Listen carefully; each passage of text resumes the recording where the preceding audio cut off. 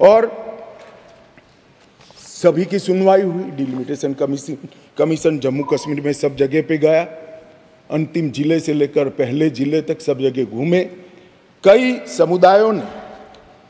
समुदायों के प्रतिनिधियों ने इनको आवेदन पत्र दिए थे, पाक ऑक्यूपाई कश्मीर से आए हुए लोगों ने भी दिए थे, और कश्मीर घाटी से भागकर जम्मू में शरण लेने वाले लोगों ने, और कश्मीर घाटी से भागकर देश भर में फैले हुए कश्मीरियों ने भी आवेदन दिए थे कि हमारा प्रतिनिधित्व का कोई डिलिमिटेशन कमीशन संज्ञान ले।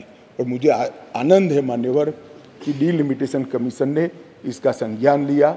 भारत के इलेक्शन कमिश्नर ने विधानसभा में 2 सीटें कश्मीरी विस्थापितों के लिए नामांकन की जा सके और 1 सीट अनधिकृत ऑक्यूपेशन जो हमारे कश्मीर का हिस्सा पाकिस्तान कर बैठा है, वहाँ से विस्थापित लोगों में से एक व्यक्ति को नॉमिनेट करना पड़े। ये इसका हाथ। अब इसमें क्या है, पहले भी मिलता था ना, पहले नहीं मिलता था।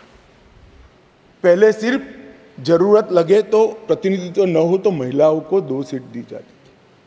हमने 3 सीटें और अपॉइंट करने की डिलिमिटेशन कमीशन की जो सिफारिश है उसको बिल में परिवर्तन कर कानूनी जामा पहनाकर आज मैं इस महान सदन के सामने उपस्थित हुआ हूँ। मान्यवर, इसमें से 2 सीटें कश्मीरी विस्थापितों के लिए होगी जो घाटी से विस्थापित हुए हैं, और 1 सीट पाक ऑक्यूपाई जम्मू कश्मीर के विस्थापित व्यक्तियों के लिए नामित की जाएगी। इसमें से एक महिला होना जरूरी है। इस प्रकार का एक कानूनी सुधार लेकर आज मैं यहाँ पर हुआ है। डिलिमिटेशन कमीशन के इतिहास में पहली बार 9 सीटें शेड्यूल्ड ट्राइब के लिए आरक्षित की गई हैं और एसटी के लिए 9 सीटें और अनुसूचित जाति और जनजाति के लिए 20 सीटों का आरक्षण की व्यवस्था करें। नई जो स्कीम बनी है उसमें जम्मू में पहले 37 सीटें थी, 37 सीटें थी। ये भी न्याय का सवाल है। जम्मू में पहले 37 सीटें थी, अब 43 हुई है, 43 हुई है। कश्मीर में पहले 46 थी, अब 47 हुई है। और पाक ऑक्यूपाई कश्मीर की 24 सीटें, क्योंकि वो हमारा है, हमने रिजर्व रखी है मान्यवर, 24 सीटों को। इस तरह से पहले 107 सीटें जम्मू कश्मीर विधानसभा में थी, अब 114 सीटें हुई हैं। पहले 2 नॉमिनेटेड मेंबर हुआ करते थे, अब 5 नॉमिनेटेड मेंबर मान्यवर इसमें होंगे।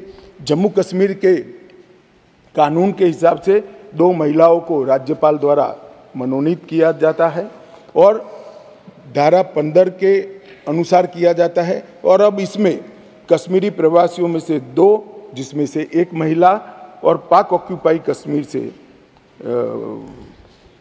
1 नामांकन किया जाएगा।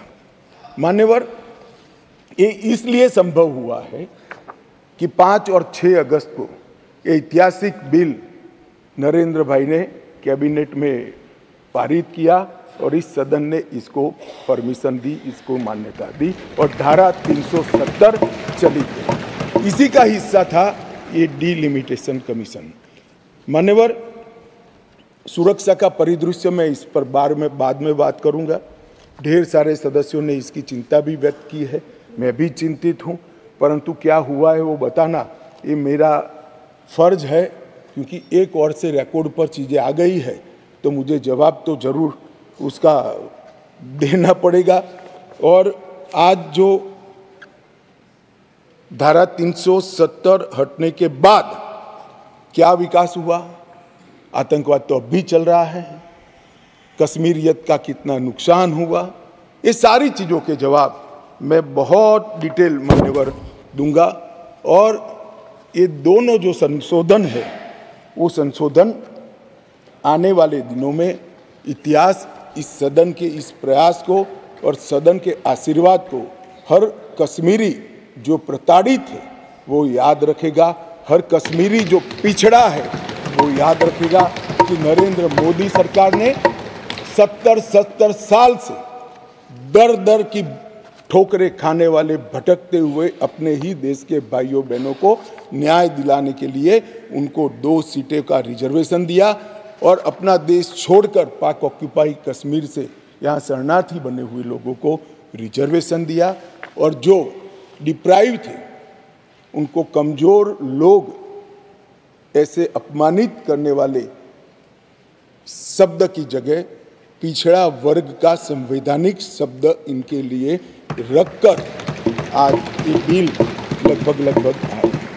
इन्होंने क्या कहा, कई सदस्यों ने पूछा कि क्या हुआ है इनके लिए, विस्थापितों के लिए क्या हुआ है, रिजर्वेशन देने से क्या होगा। रिजर्वेशन देने से उनकी आवाज कश्मीर की विधानसभा में गूंजेगी और फिर कोई ऐसी स्थिति करना जाएगा तो नहीं रोकेंगे क्योंकि उनकी आवाज वहां। मान्यवर, इसके अलावे 5,675 कश्मीरी विस्थापित परिवार आज रोजगार पैकेज का फायदा उठा रहे हैं।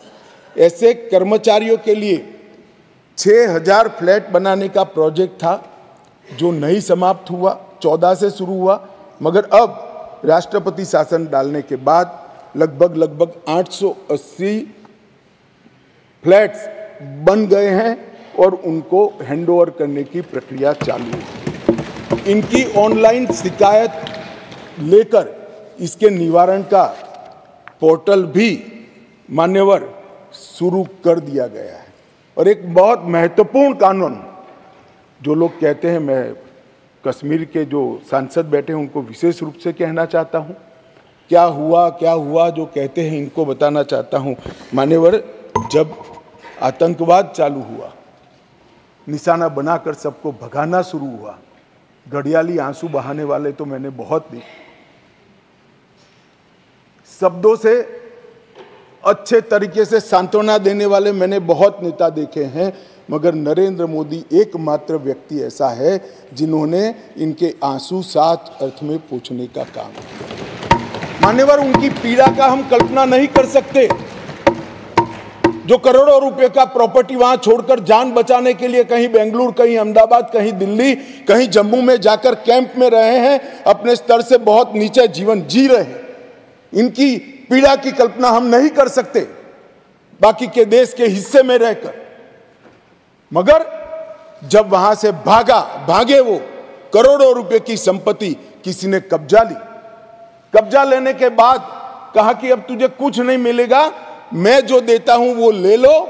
औने पौने दाम में करोड़ों रुपए की संपत्ति एक प्रकार से छीन ली गई और प्रशासन चुपचाप बैठा, कोई कदम नहीं उठाए।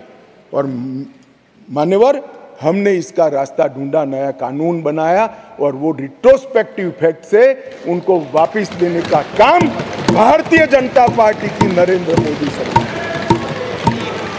ये पूछते हैं क्या हुआ था वो भी बताया और अब क्या हुआ वो भी बताया।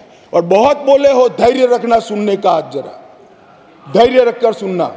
और मेरा निवेदन है, जितने बैठे कम ही बैठे हैं, चले न जाए। मान्यवर, अधिवास प्रमाण पत्र लगभग 1.6 लाख लोगों को अधिवास प्रमाण पत्र देने का काम ये भारतीय जनता पार्टी की सरकार ने।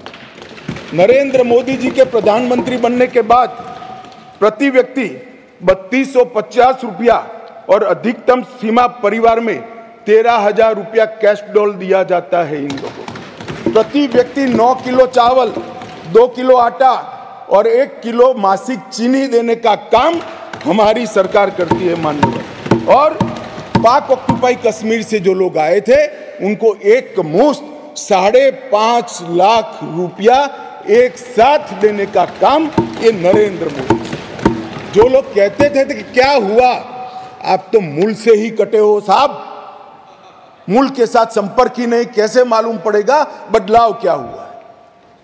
इंग्लैंड में वैकेशन कर जम्मू कश्मीर के बदलाव का अनुभव नहीं कर सकते हो। मान्यवर, हमने दादा बैठो, आपको नहीं कह रहा हूं दादा, बैठ जाइए। आप कहां कश्मीरी हो?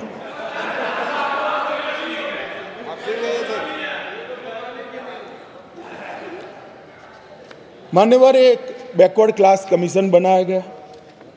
बहुत सहभागिता का अप्रोच बैकवर्ड क्लास कमीशन ने लिया। हितधारकों के साथ कई दौर का बैठक के किया। 198 प्रतिनिधिमंडल और 16,000 लोगों को की सुनवाई हुई। 750 दिन ये प्रक्रिया चली। सभी 20 डिस्ट्रिक्ट में जाकर ये सुनवाई की गई और लगभग 26,000 से ज़्यादा पोस्ट में मिली हुई लिखित अर्जियों को भी संज्ञान में ले लिया गया और जम्मू कश्मीर आरक्षण अधिनियम इसके अंदर सुधार करने का अभी जो आया है उसमें से एक मूल तत्व, बाकी के 2 बिल तो ST department, schedule tribe department और पिछड़ा वर्ग डिपार्टमेंट लेकर आएंगे, मगर अभी एक तत्वतः फेरफार किया है, बदलाव किया है। जो मसूदी साहब कहते थे कि पहले भी था, हाँ था, पहले था, परंतु कमजोर वर्गों के लिए था। इसकी जगह संवैधानिक नाम अन्य पिछड़ा वर्ग देकर उनका सम्मान करने का काम नरेंद्र मोदी जी। यहाँ कांग्रेस के ढेर सारे मित्र बैकवर्ड क्लास करते हैं। कुछ नेता होते हैं जिनको हाथ में कुछ लिखकर पकड़ा लो तो 6 महीने नया कागज ना आए तब वही बोलते रहे बैकवर्ड क्लासेस। भाई पहले आपका इतिहास तो देखो।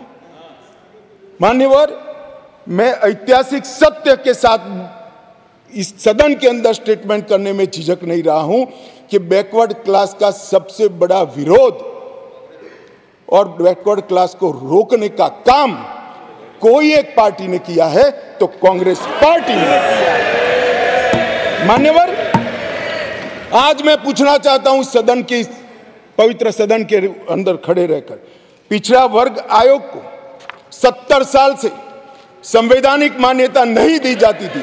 क्यों नहीं दी जाती थी? क्यों उनको यह सम्मान नहीं मिलता था, जबकि संविधान का मैंडेट था, मगर नहीं दिया गया। नरेंद्र मोदी जी ने इसको संवैधानिक मान्यता देने का। मैं आज पूछना चाहता हूं इस सदन के अंदर जो आम सभाओं में बैकवर्ड क्लास कर घूमते हैं, मैं फिर से कहता हूं उनको मालूम नहीं है इनकी पार्टी ने क्या किया है। किसने काका साहेब कालेकर कमीशन का रिपोर्ट रोक कर रखा, वो जवाब होना चाहिए। देश की जनता को मालूम पड़ना चाहिए। मंडल कमीशन के रिपोर्ट तक जब तक वो सत्ता के बाहर नहीं गए तब तक लागू नहीं हुआ, और बाद में लागू हुआ भी तो विपक्ष के नेता ए नाते स्वर्गीय राजीव गांधी ने इसका विरोध किया। मान्यवर, विरोध। और आज वो बैकवर्ड क्लास की बात कर रहे हैं। मान्यवर, वो लोग बैकवर्ड क्लास की बात कर रहे हैं।